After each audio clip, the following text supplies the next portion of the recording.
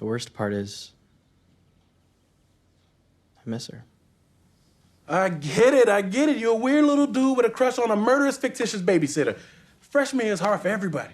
Welcome to Watch Mojo, and today we're counting down our picks for the top 10 reasons to ignore the Babysitter Killer Queen's Rotten Tomatoes score. We're back!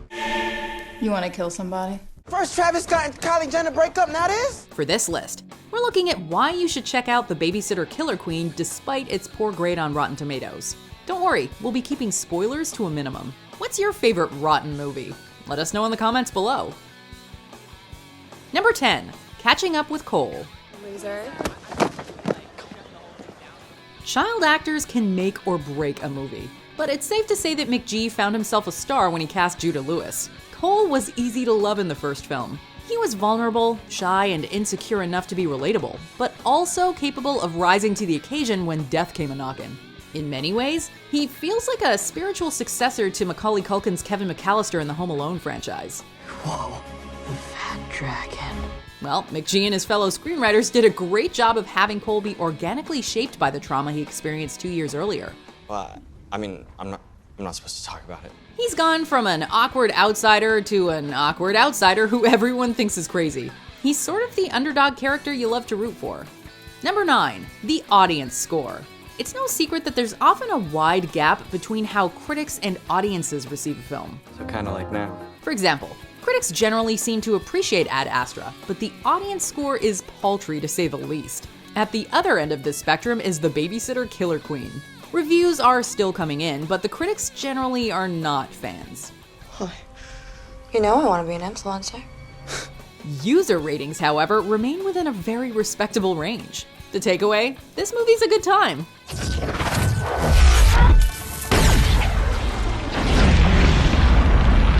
Is it a cerebral journey? No. Is it gonna redefine the horror comedy genre? Nope. But it's a fun popcorn flick that fans of the first film will likely enjoy. Number 8, the soundtrack. Speaking of things that are easy to enjoy, it's hard to find fault with the selection of songs that play throughout this film. In my life, there's been heartache and pain. The first Babysitter seemingly took a sonic cue from Guardians of the Galaxy by embracing a retro sound. Artists like Dusty Springfield, Foghat, and Queen were tapped to set the mood, with a few more out-there artists like Peaches subbing in occasionally to give it some edge. The sequel follows a similar formula. Not only does Queen make a return for a mandatory nod to the film's title, but they're joined by the likes of Jefferson Airplane and Tommy Two-Tone. Most notably supplying a bit of edginess this time around are punk legends the Dead Kennedys.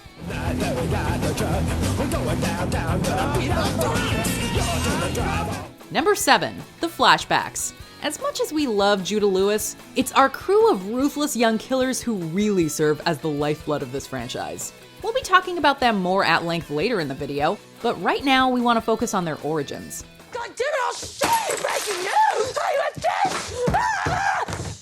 Allison.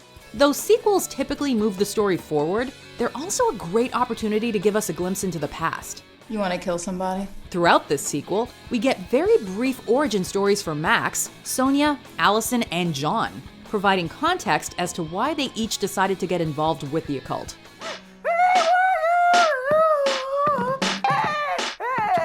You gotta be pretty desperate to make a deal with the devil, and in each of their own unique ways, they all clearly were.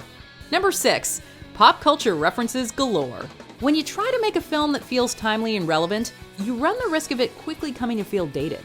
We think you should give this movie a chance, true, but we're not here to oversell it. And so, if we are being honest, the Babysitter Killer Queen goes a bit overboard with all the pop culture references. Look, maybe it's a trap. Both the T-800 and the T-1000 use voice sampling. Some of them, like a nod to Kylie Jenner and Travis Scott breaking up, already feel dated. First Travis Scott and Kylie Jenner break up, now this? That being said, for every pop culture joke that falls flat, there's a reference that feels well-earned and adds to the overall experience. On one hand, I should be excited I didn't get killed first. That's some post-Jordan Peele era horror movie progress. Besides, as Cole himself says in a pop culture reference that does work, few sequels have ever rivaled the original. Number 5, the dance sequence. The first Babysitter movie distinguished itself with some unique, fourth-wall-breaking visual elements. The sequel once again employs text and graphics on screen, while also taking the fourth wall breaks and surreal elements to a whole new level. About 2/3 of the way through the film, the action is interrupted with a totally absurd dance sequence. Cole and Phoebe are transported to an illuminated dance floor, complete with a disco ball, where they show off some new outfits while busting a move to Sugar Hill Gang's Apache. The Killers even pop up dressed for the occasion. We won't spoil what this sequence represents, but let's just say the metaphor speaks loud and clear when put in context. Number 4, the careful balance of comedy and horror. You are so lucky you're hot. Duh, but I've been telling everybody.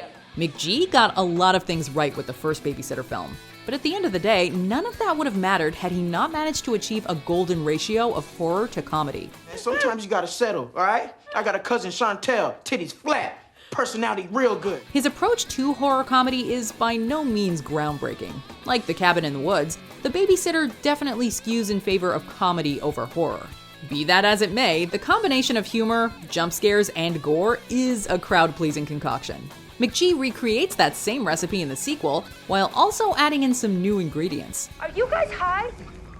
It's fine. The end result is a lighthearted ride that, even gallons of blood later, you can walk away from with a smile on your face. Number 3, the returning cast. We're back. The big problem with horror films, because the vast majority of characters are doomed to wind up in the morgue, most screenwriters don't bother crafting particularly memorable ones. You need to replace them in the sequel. Update me on the Psycho Breakfast Club. Okay. Basically, I saw the older ones die 2 years ago, but clearly they're back to life. Like, they're mimetic metal or something. Liquid Alloy?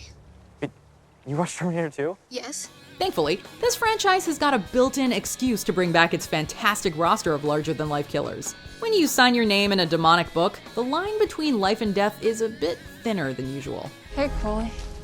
I should have known this night would end with you. While this film can admittedly feel like more of the same at times, when it comes to John, Max, Allison, and Sonia, that's a good thing. Number 2, Jenna Ortega as Phoebe. All right, all you lions. This is our new transfer student. Fresh blood is essential to any good sequel. Unfortunately, any new addition to an established cast is also risky. Thankfully, the casting department knocked it out of the park when they chose to bring Jenna Ortega on board to play Phoebe. I'm just looking for gas. My jet ski's running low. Clearly you guys are into some heavy cosplay. Just leave it be. A new transfer to Cole and Melanie's high school, Phoebe makes it clear from the outset that, like Cole, she's an outsider. Unlike Cole, however, she's not ashamed of it. The rebellious bad girl can often feel like a tired trope, especially when that's the character's only defining characteristic. Ortega shines bright in the role, however, bringing heart, humor, and a certain authenticity to Phoebe. There's no chakras, no Santa, no soulmates, no afterlife. Them's the breaks, pony boy. Stay gold, my ass. Before we continue, be sure to subscribe to our channel and ring the bell to get notified about our latest videos. You have the option to be notified for occasional videos or all of them. If you're on your phone, make sure you go into your settings and switch on notifications. Number 1, the creative kills. We love Cole, but let's be honest. As is the case with any good slasher/teen-focused horror flick, a big part of this film's draw can be chalked up to the body count. If a horror film is too self-serious, all the bloodshed can start to feel needlessly gratuitous. Silence, rapist. We get immune to its shock value, and that eventually gives way to boredom. Because Killer Queen infuses comedy into the kills, however, it feels like one big joke we're all in on. And sticking with that metaphor a little further, the fatal punchlines in this film are bigger and bolder than in the original. Easy, killer. Silly string. Pretty lame. Pretty flammable. This film is a multi-course meal of creative carnage that you'll just have to experience for yourself. Divergent. Do you agree with our picks? Check out this other recent clip from WatchMojo, and be sure to subscribe and ring the bell to be notified about our latest videos.